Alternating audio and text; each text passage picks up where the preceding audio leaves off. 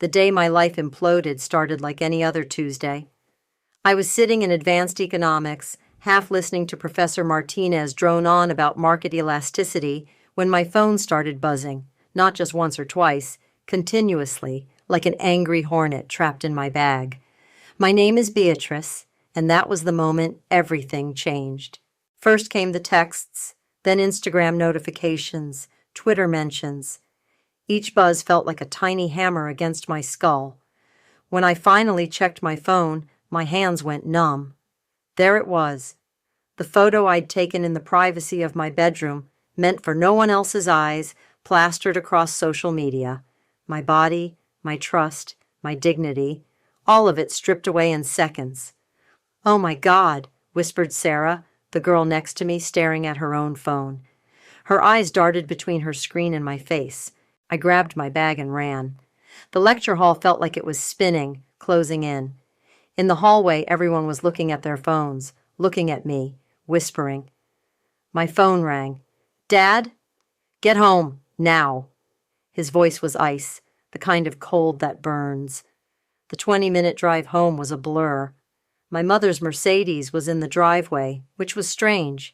She never came home from her charity board meetings this early. My sister Audrey's BMW was there too. Inside, they were waiting in the living room like a tribunal. Dad stood by the fireplace, gripping the mantel so hard his knuckles were white. Mom sat rigid on the edge of the sofa, tissues crumpled in her hand. Audrey, perfect Audrey with her perfect law degree, leaned against the wall with arms crossed. "How could you?" Mom's voice cracked. "Do you have any idea what this will do to us?" I started. "To the family name?" Dad cut in. "To my firm's reputation?" "Someone hacked my phone or—" "Don't make excuses," Audrey said softly, almost enjoying it. "You took the photo. You're responsible." I turned to Mom, desperate for support. "This isn't my fault. I'm the victim here." "The victim?" Dad laughed, harsh and hollow. "The daughter of Timothy Shelton, half naked on the internet? Do you know how many calls I've gotten? The board members, the partners." "I raised you better than this," Mom whispered, dabbing her eyes. "What will people think?" "Think? They'll think exactly what they should," Audrey chimed in. "That she's desperate for attention, reckless, embarrassing." "Stop it," I screamed. "Someone violated my privacy? Shouldn't you be angry about that?" Dad slammed his hand on the mantel. "Enough. You've brought shame to this family. I won't have it." "What does that mean?" "It means," he said, each word precise and cutting, "that until this blows over, you need to leave." The room went silent. Even the grandfather clock seemed to hold its breath. "Leave?" My voice sounded small, childlike. "Where?" "Anywhere but here." Mom wouldn't look at me. We can't have this scandal attached to us. The foundation's annual gala is next week. The firm's merger. You're choosing your reputation over your daughter?" The words felt like glass in my throat. "You chose this," Audrey said, examining her manicure. "Actions have consequences." I looked at each of them. Dad's rigid anger, Mom's theatrical grief, Audrey's smug satisfaction. These people who were supposed to protect me, support me, love me unconditionally. Fine. I straightened my spine, fought back tears. "I'll go. But remember this moment. Remember exactly how you treated your daughter when she needed you most." I turned and walked upstairs, packed a bag with shaking hands. When I came down, they were still there, silent statues in their perfect living room. I walked past them, toward the door that had always been home. "Beatrice," Mom called after me, her voice wavering. "Don't make this harder than it needs to be." I didn't look back. Couldn't. If I did, they'd see me breaking. That was 9 years ago. I thought it was the end of my story, the day my family chose their precious reputation over their own daughter. I was wrong. It was just the beginning. My phone buzzes now, lighting up with a familiar number I haven't seen in almost a decade. Mom's name flashes on the screen, and I feel that old pain twist in my gut. But I'm not that scared 19-year-old anymore. I let it ring once, twice, 3 times, considering. Whatever she wants, it must be big. They wouldn't break their precious silence for anything less. I answer the call. Hello, Mother. It's been a while. Rock Bottom has a basement. I discovered that during my first month of exile, sleeping on a friend's couch, watching my college dreams slip away with each passing day. My bank account was frozen. Dad's doing, of course. My phone number changed. My social media, a war zone. You can't hide in my apartment forever, Emma said one morning, setting a coffee mug in front of me. What's the plan? I stared at my laptop screen, at the hundreds of hateful comments under my name. I don't know. Then let's figure it out. She sat down, all business. You're smart, you're angry, and you have a story. Use it. That night I created a blog. Nothing fancy, just raw, honest words about shame, about family betrayal, about how quickly society rushes to destroy young women who dare to be human. I wrote until my fingers ached, then hit publish. By morning, it had 10,000 views. Holy shit, Emma whispered, scrolling through the comments. These people, they're actually listening. They were more than listening. They were sharing their own stories. Hundreds of them, then thousands, all about family betrayal, public shame, the weight of impossible expectations.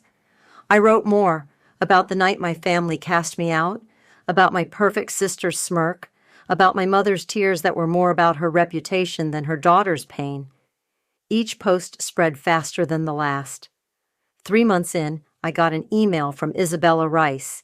Yes, that Isabella Rice, the media mogul herself.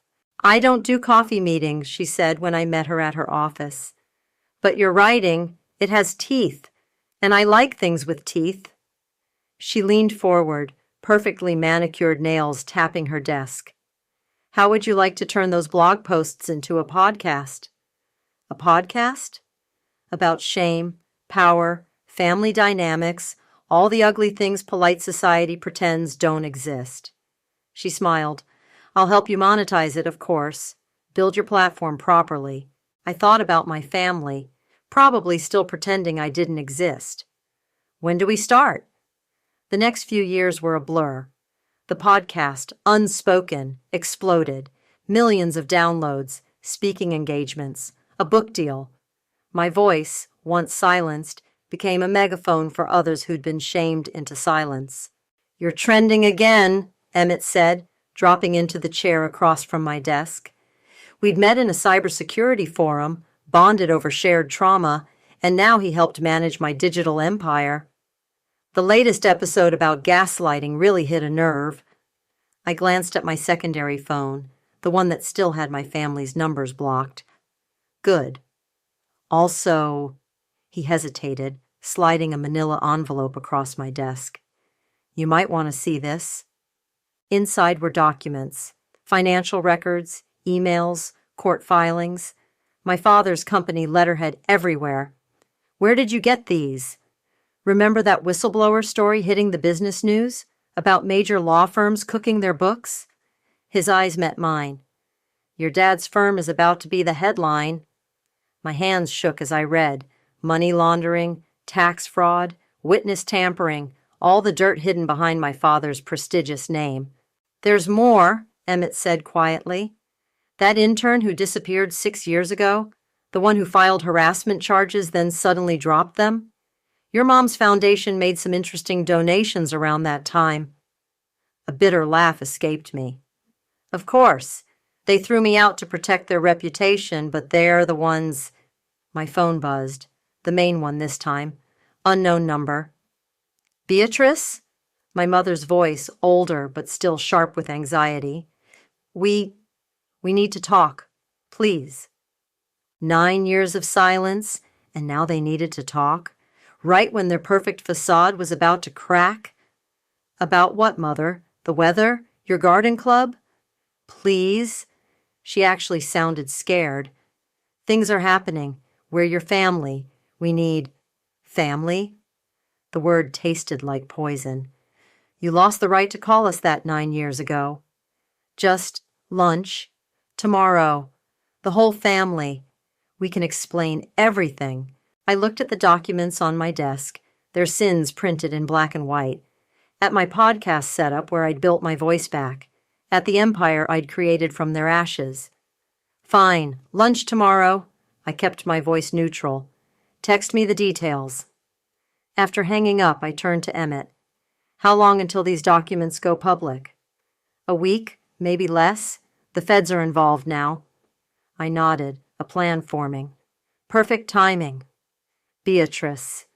He knew that look in my eyes. What are you thinking? I'm thinking, I said, picking up one of the court documents, that karma's finally calling, and I'm going to help it dial the number.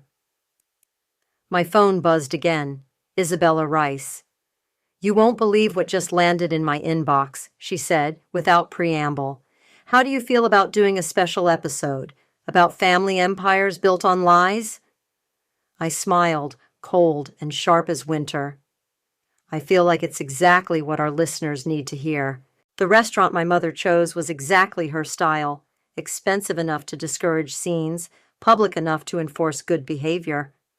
I arrived 15 minutes early, but they were already there. The perfect family portrait, minus the disgraced daughter. Beatrice. Mom stood, arms awkwardly open for a hug I didn't give. You look successful. Amazing what spite can build. I sat down, noting how they'd arranged themselves, Dad and Audrey on one side, Mom across from them, leaving me the exposed end of the table. You've done well for yourself, Dad said stiffly. He looked older, grayer. The podcast, the speaking tours. Let's skip the small talk. I smiled at the waiter. Sparkling water, please. I'll need my wits about me. Audrey shifted uncomfortably. She still had that polished look, but something was off. Her nails were bitten down, her designer blazer slightly wrinkled. We've been following your work, Mom said, fiddling with her water glass. Your influence in certain circles is quite impressive. Certain circles? I raised an eyebrow. You mean the millions of people who listen to my show? The journalists who quote me? The politicians who consult me about media strategy? Yes, exactly. Dad leaned forward. About that. Timothy, Mom cut in. Let me. She turned to me, eyes wide and pleading. Darling, we've made mistakes, terrible ones, but we're still family, and right now, we need your help. Family? The word felt like acid. 9 years of silence, and now we're family? There's a situation, Audrey said, her lawyer voice slipping on like a mask. A disgruntled former employee is making accusations. False ones, of course, but in today's climate, Larry Hernandez? I watched their faces freeze. Former senior accountant, worked there 15 years until his mysterious departure last month? Dad's knuckles went white around his fork. How do you... I have sources too, Father. Lots of them. I took a sip of water. So, what exactly do you need from your embarrassment of a daughter? Influence, Mom whispered. Control of the narrative. You understand how these things work now, how to shape public opinion. And why should I help? Because despite everything, Audrey said, you're still a Shelton. This affects you too. I laughed, sharp and cold. I stopped being a Shelton the day you threw me out. We did what we had to, Dad snapped, to protect the family name, I finished. And now you need me to protect it again. Ironic, isn't it? The waiter arrived with our food. No one touched it. Name your price, Dad said finally. Money, position in the firm, whatever you want. Timothy, Mom hissed. No, let him continue. I leaned back. It's refreshing, this honesty. But you assume I want anything from you. Everyone wants something, Audrey said quietly. What's your angle here? I studied them. My father's barely contained panic, my mother's calculated concern, my sister's thinly veiled hostility. 9 years ago, they'd seemed so powerful. Now they just looked desperate. Okay, I said. I'll help. The relief on their faces was almost comical. But, I continued, I have conditions. First, I need complete access to all firm documents related to Larry's allegations. Everything. That's confidential, Dad started.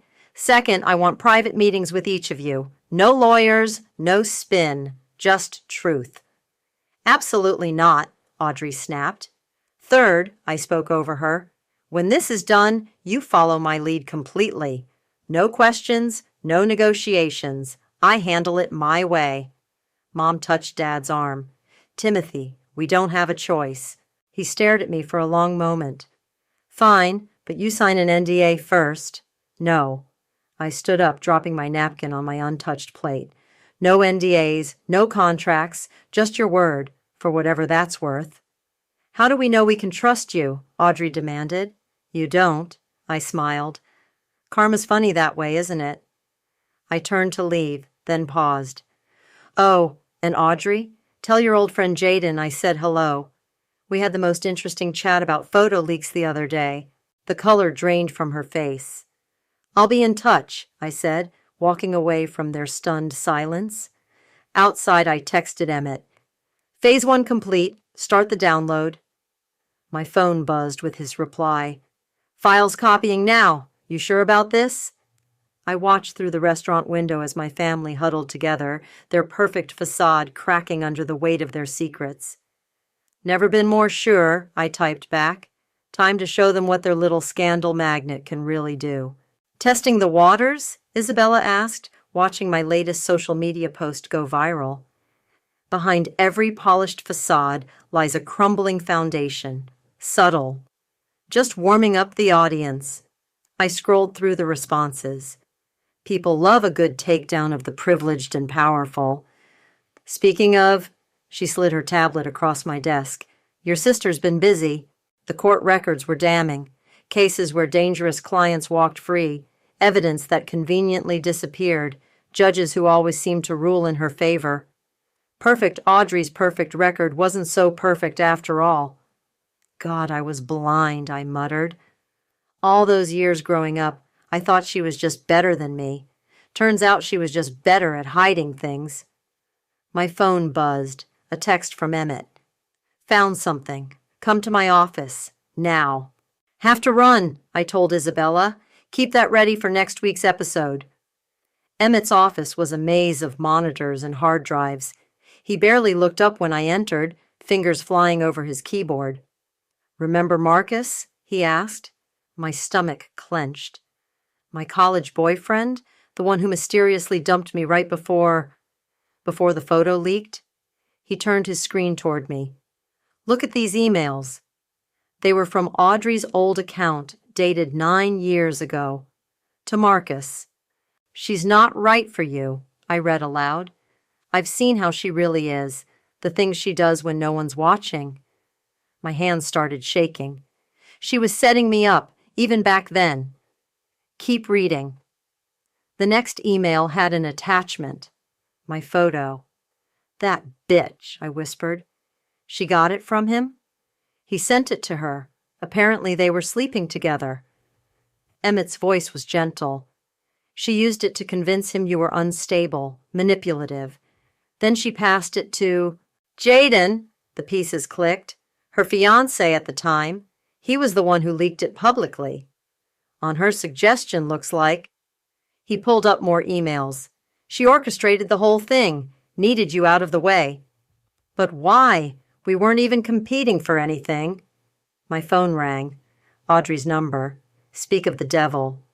Hello, sister dear. Delete that post. Her voice was razor sharp. Now. Which one?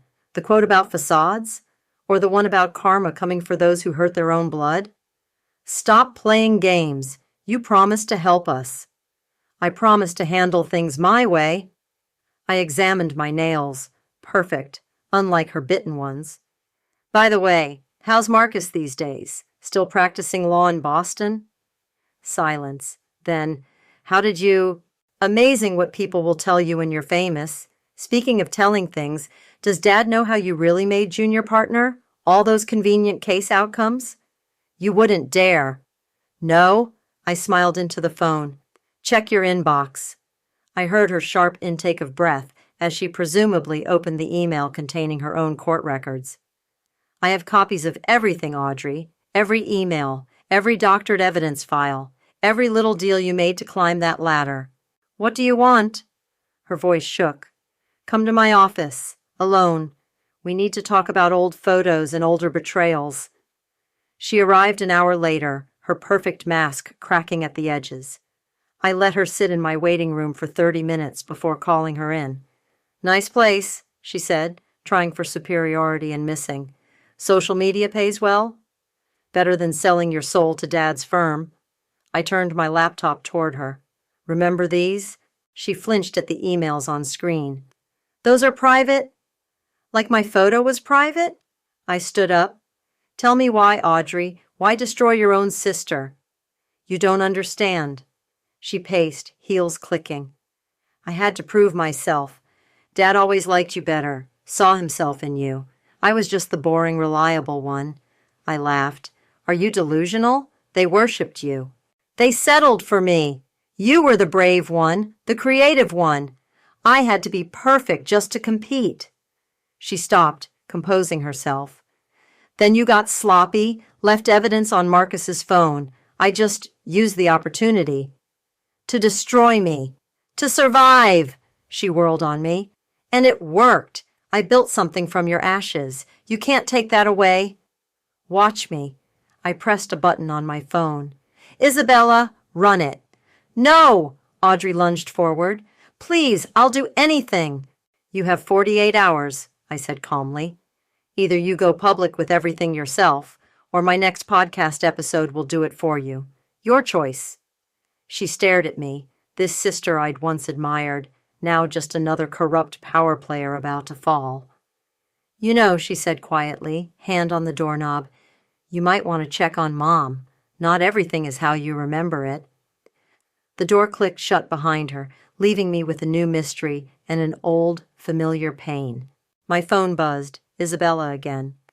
Ready to record? She asked. More than ever, I replied, staring at the space where my sister had stood.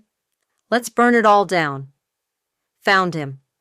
Emmett's voice crackled through my phone at 3 a.m.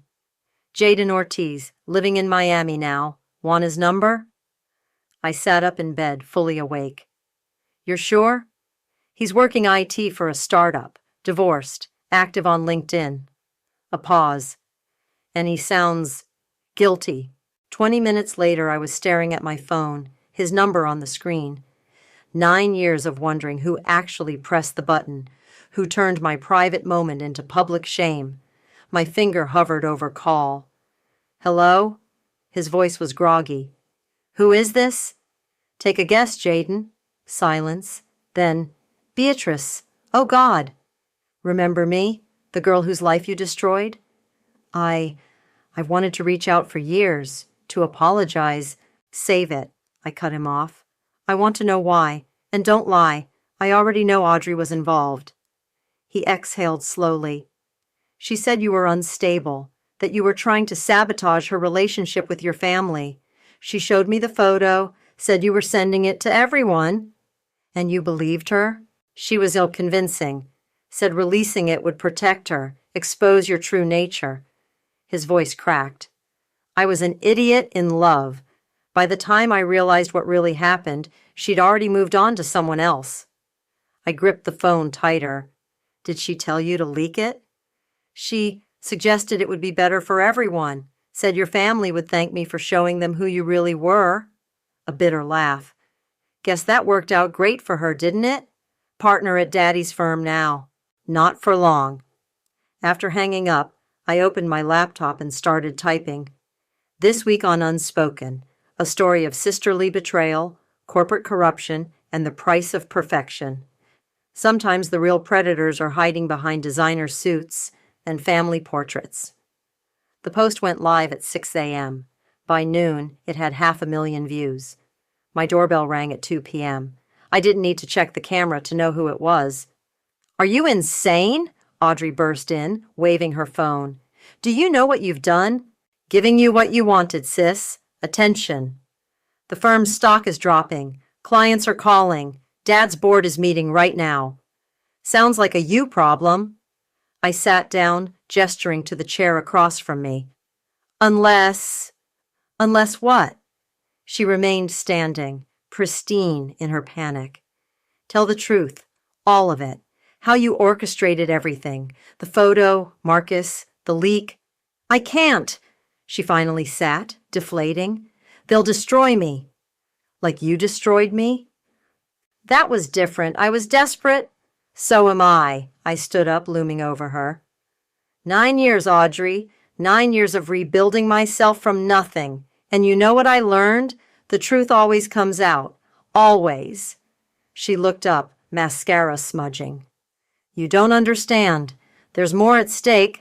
Then help me understand. You have... I checked my watch. 43 hours left. Tell the truth, or I will. Fine. She grabbed her purse. But remember this. You're not the only one with secrets. Ask Mom about Bailey Grant. The intern? What about her? Ask her why Bailey really left. Ask her about the settlement money. Audrey's smile was cruel. You think I'm the only snake in this family? She slammed the door behind her. My phone buzzed immediately. Isabella. Your teaser post is exploding, she said. But there's something else. An anonymous email just came in. Someone claiming to have proof about your mother and some kind of cover-up.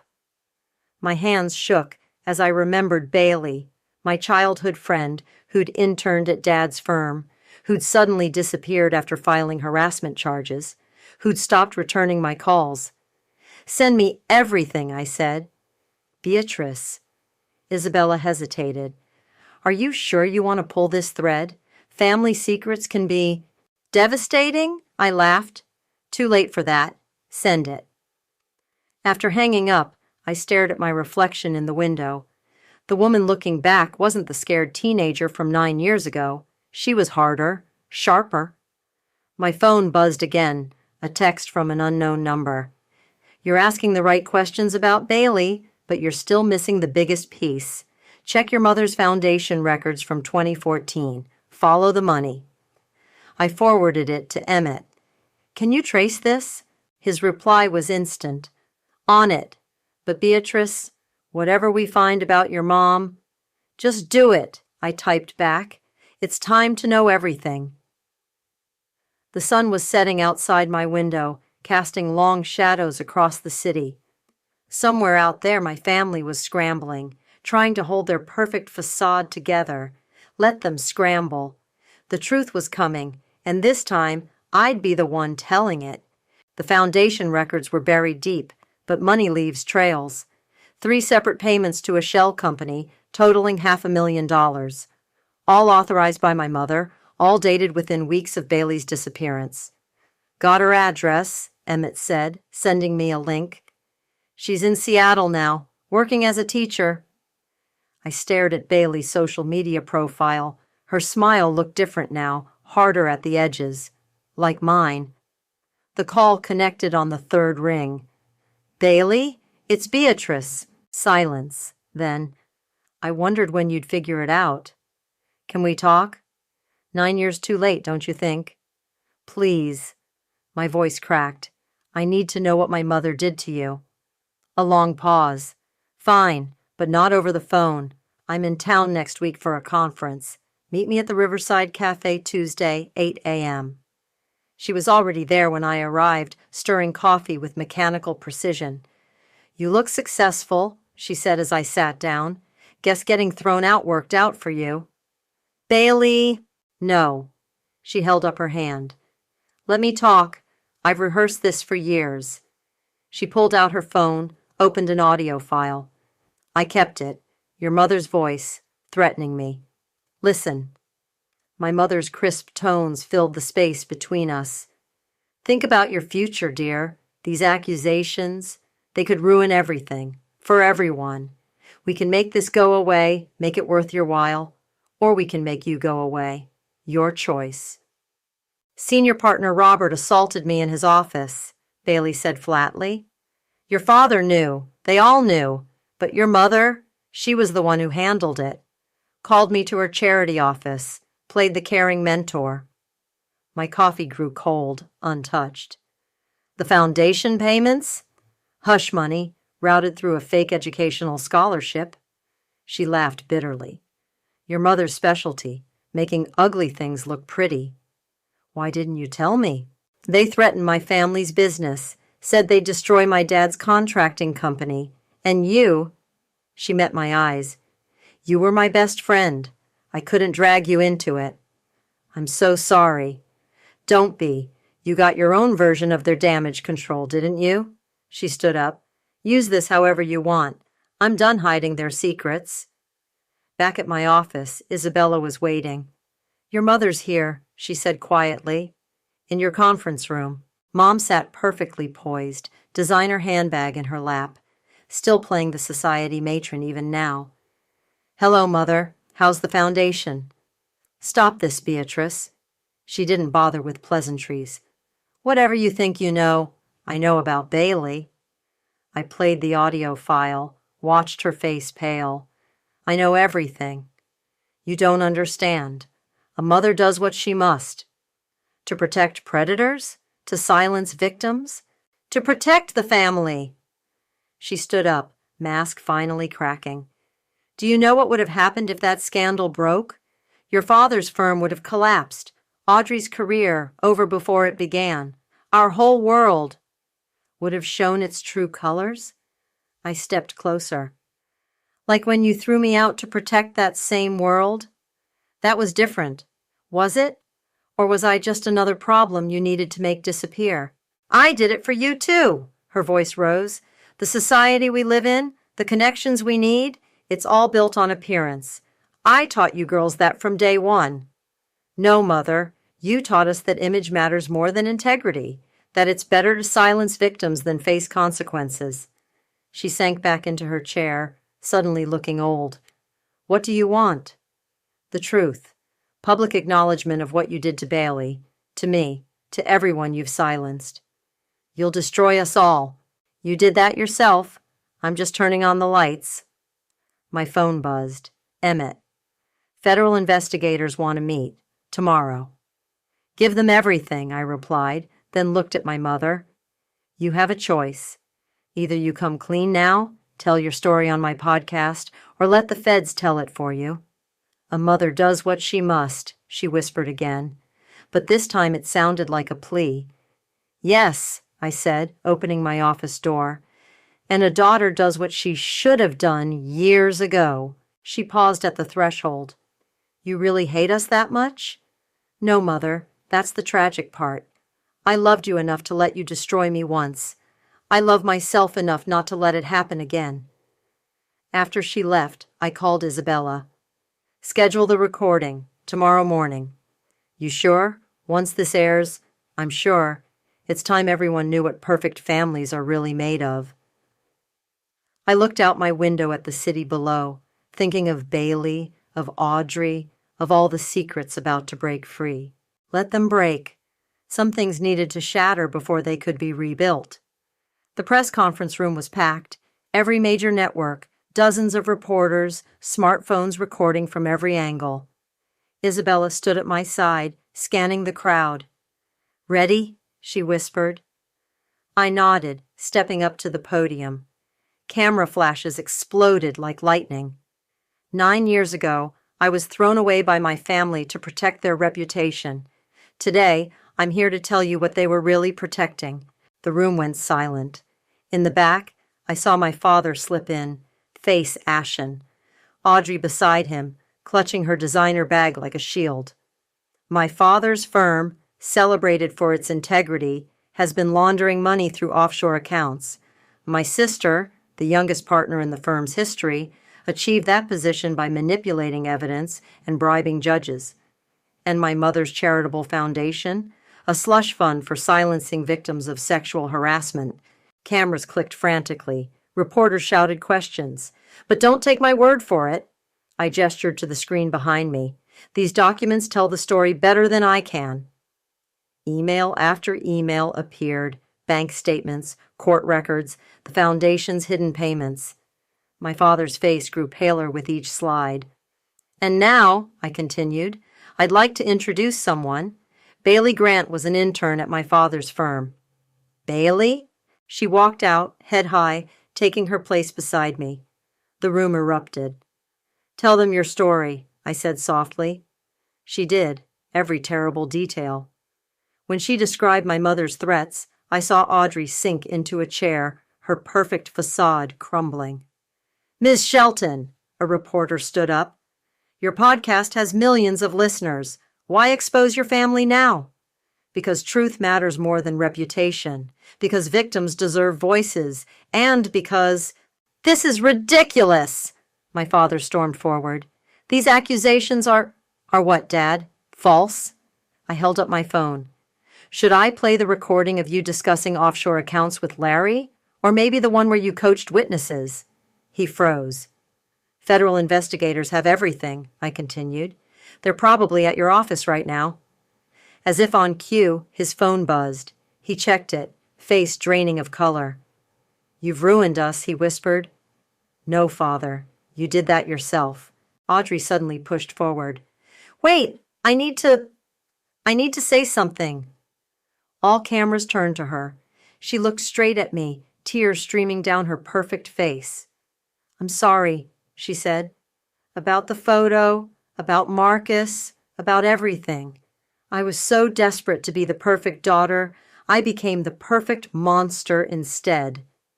The confession hit like a thunderbolt. Reporters scrambled to record every word as she detailed her role in my destruction, her voice breaking. "And now," I addressed the room, "I have one last thing to share." I played my mother's recording, her threats to Bailey, cold and clear. In the back, I saw her slip out, unable to face her own voice. "The federal investigation will handle the criminal aspects," I concluded, "but this was about more than crime. It's about power, privilege, and the lies we tell to protect them. It's about—" "Beatrice!" my father's voice boomed. "If you do this, you'll never be welcome back. Never." I laughed. Actually laughed. "Dad, I stopped needing your welcome the day you chose your reputation over your daughter." The press conference exploded into chaos. Questions flew like bullets. Cameras flashed like strobe lights. Through it all, I stood firm, Bailey beside me, while my family's empire crumbled in real time. Hours later in my office, Isabella poured 2 glasses of champagne. "The podcast episode is trending worldwide," she said. "Your father's being questioned by federal agents. The firm's board has called an emergency meeting, and your mother has probably booked a flight to her sister's villa in France." I took a sip. Let her run. My phone buzzed. "Emmett, you need to see this. Turn on Channel 7. There was Audrey doing a live interview, tears gone, voice steady. "And I want to apologize to everyone I hurt. The firm's clients, the justice system, but most of all, my sister. Beatrice, if you're watching—" I turned it off. "Think she means it?" Isabella asked. "Does it matter?" A notification popped up on my laptop, an email from an anonymous address. "The truth isn't finished yet. You still don't know who really took that photo. Check your inbox tomorrow. Some stories have deeper roots." I stared at the screen, feeling that old familiar twist in my gut. Even now, after everything, there were still secrets lurking in the shadows. But I wasn't that scared teenager anymore. I was ready for whatever came next. "Send the next episode script to editing," I told Isabella. "Title it, The Price of Perfect, Part 2. The war wasn't over, but for the first time in 9 years, I was winning. The USB drive sat on my desk like a loaded gun. The anonymous email had delivered as promised, containing just one file. Original photo, raw. "You don't have to open it," Emmett said, watching me stare at it. "The damage is done. Your family's paying for what they did." "No," I plugged it in. "I need to know everything." The photo loaded, but it wasn't the one that destroyed my life. It was a different angle, showing more of my bedroom. And there, reflected in my mirror, a hand holding a camera. A woman's hand, wearing a distinctive emerald ring. My mother's ring. "That's impossible," I whispered. My phone rang. Isabella. "Turn on the news, now!" There she was, Catherine Shelton, giving an impromptu press conference outside her charity office. "I've spent decades building a reputation on lies," she said, voice steady. "Today, that ends. I took the photo of my daughter. I gave it to Audrey to use against her sister. Because Beatrice," she looked directly into the camera, "because she discovered something about the foundation, about where the money really came from." My office door burst open. Audrey rushed in, breathless. "Did you see?" "Why?" I cut her off. "Why didn't you tell me it was her?" "I didn't know, not until last week." She sank into a chair. She called me, hysterical. Said the feds were closing in on everything, not just the harassment cover-ups, but decades of fraud. The foundation was laundering money for Dad's overseas clients. And I was getting too close. "You were asking questions about the foundation's scholarships, about Bailey." She met my eyes. "Mom panicked, said she had to discredit you before you discovered everything." My phone buzzed, a text from my mother. "Come to the office, please, one last time."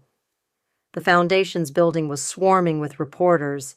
Mom waited in her office, looking smaller without her usual armor of designer clothes and perfect makeup.